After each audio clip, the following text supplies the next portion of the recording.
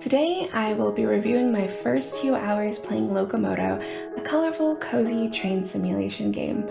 Actually, it's more than just a train simulation game, but we'll talk about that in a bit. We'll talk about the gameplay mechanics, the narrative, the characters, and we'll answer the question, is this game ADHD friendly? And because this review is ADHD friendly, I'll keep it nice and sweet and to the point. I'll also be sure to include chapters so that you can skip around to the topics that you're interested in. Thank you to Swipe Right for the review code. Now let's start. Locomoto is a cozy indie simulation game that was released April 8th, 2025, and it was developed by Green Tile Digital. You play as a customized character who has been living in the town of Barenpire. It's a town that is plagued by ash, but before you can save the town from disaster, there are many people to meet, places to see, a train to repair, and snacks to serve. It's available to play on Switch and Steam on a computer. From an ADHD perspective, I really love the tutorial because it integrates itself nicely into the story. They stick you right into operating the train, and anything that needs explaining can be explained in just a few sentences. There is no voice acting in the game actually, so you will be reading everything, but it's not a lot, and the sentences are broken up nicely. They're also accompanied by large pictures that show exactly what you need to do, so while playing the game, I never had to run around guessing what to do. If you were to skip the explanations without reading, in my opinion, the mechanics are super user-friendly, so I'm sure it would be easy enough to figure things out for yourself. So the core gameplay mechanics, in my opinion, are mostly nice and to the point. I love the train mechanic for its simplicity. Pick a point on the map, feed the fire with coal, pull the lever, and it's good to go. If you've put too much coal, pull the rope and let some pressure out. When you do get your train rolling, you can use the time to decorate, talk to passengers, or get them snacks, or just watch the world pass you by in the windows. I would love, actually, if they had bigger windows, because it was just so nice to look out of them. Speaking of things I loved, this game relies on crafting, which I was very happy about as someone who is currently obsessed with Core Keeper. I love crafting. Crafting table! You can craft in this game! I find the crafting mechanics so satisfying and simple. In this game, all you do is pick what you want to build and place the necessary items on one of the 4 squares provided, matching the graphic on the right-hand side. It's so simple. Controls are easy enough as well. I've been playing on mouse and keyboard, but controllers are supported if you are playing on PC. You're mostly walking, talking and choosing response options, picking up, dropping down, and using various tools. Usually they will tell you what to press in order to do a certain thing, which I find really nice. The only time I was remotely confused was when I needed to place a chair in a train car. I didn't know what I pressed to rotate an item because I couldn't read the prompt on the left side as it was too small for my window resolution, but other than that, I loved the ease of the controls. The interface on the game is nice and clean. There isn't an overwhelming amount of information that's on the screen, which I absolutely love. From my couple of hours of playing, it seems that the gameplay loop is ride the train, visit a new town, meet new characters, do them favors, transport them around, return, repeat. It seems like it would get repetitive, but while you're playing, you're getting more into the story. You're also recycling, delivering parcels, crafting, and collecting resources.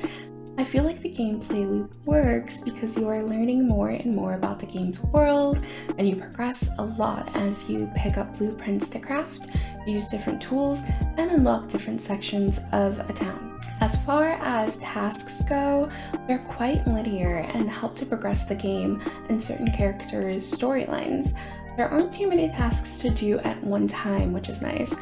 For example, when I 100%ed Stardew, I had a notebook and a spreadsheet that I had made to keep track of what I had done and still needed to do, which I loved, by the way. But in Locomoto, I think I had maybe 3 tasks at one time to do, and they were all simple enough, which I also love. Visual-wise, it is such a cute and colorful game. I really enjoyed visiting different towns and seeing the details and differences that each one brought. They all had different vibes and it was nice to see. I also really enjoyed that you were able to watch things pass by on the train from the windows. The only thing I had a bit of a problem with was motion sickness, but once I dropped the mouse sensitivity down significantly, I didn't have a problem with it. Sound-wise, I found that there were no unpleasant sound effects in the game and nothing that made you on edge or jump or anything. There's lo-fi that plays specifically when you are operating the train. It makes the ride and the very atmosphere super cozy. And if I didn't feel like listening to lo-fi, I'd probably just turn the music off in the options and play from my own playlists. Maybe something train themed, Midnight Train to Georgia, Crazy Train, Blue Train, something like that.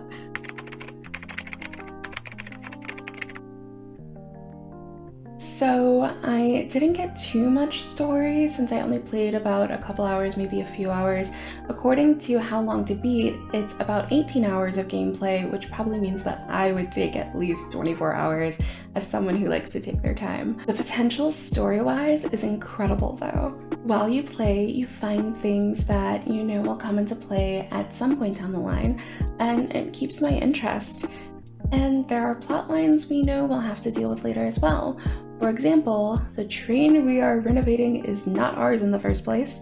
We will inevitably be dealing with the grumpy owner, and I'm so looking forward to that. As far as characters go, I love them all. There's not one that I don't like so far, but maybe I'm speaking too early, I don't know.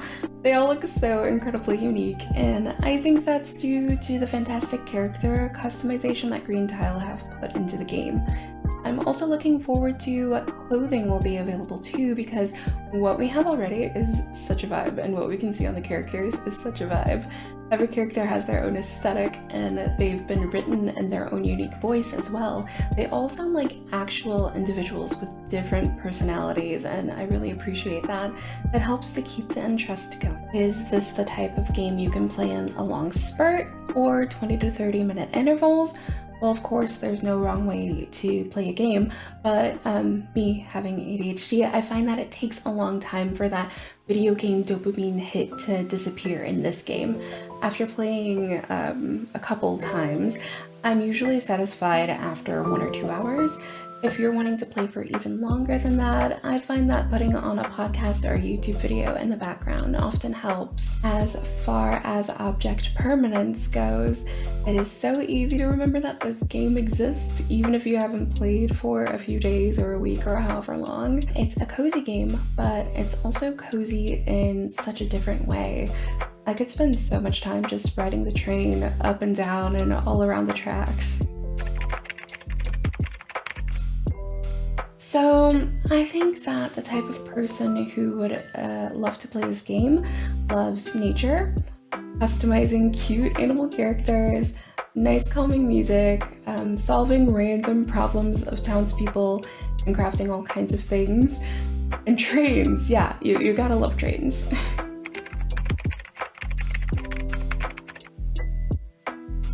Overall, I'm in love with this game, absolutely. I'm surprised that more people aren't talking about it.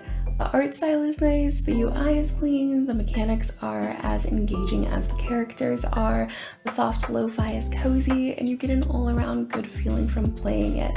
So, I'm giving this game 4 train cars out of 5, and to answer the question, yes, I think this game is in fact ADHD friendly. Thanks again to Swipe Right for the code. I'm currently doing a playthrough of this very game. The link should be popping up right about now, so if you'd like to see more of it before you decide to buy it, click in the corner now. Otherwise, you can find me on the socials linked in the description or in the next video, or both. The choice is yours, of course. The choice is also yours to subscribe. For now, it's goodbye, take care, see you later.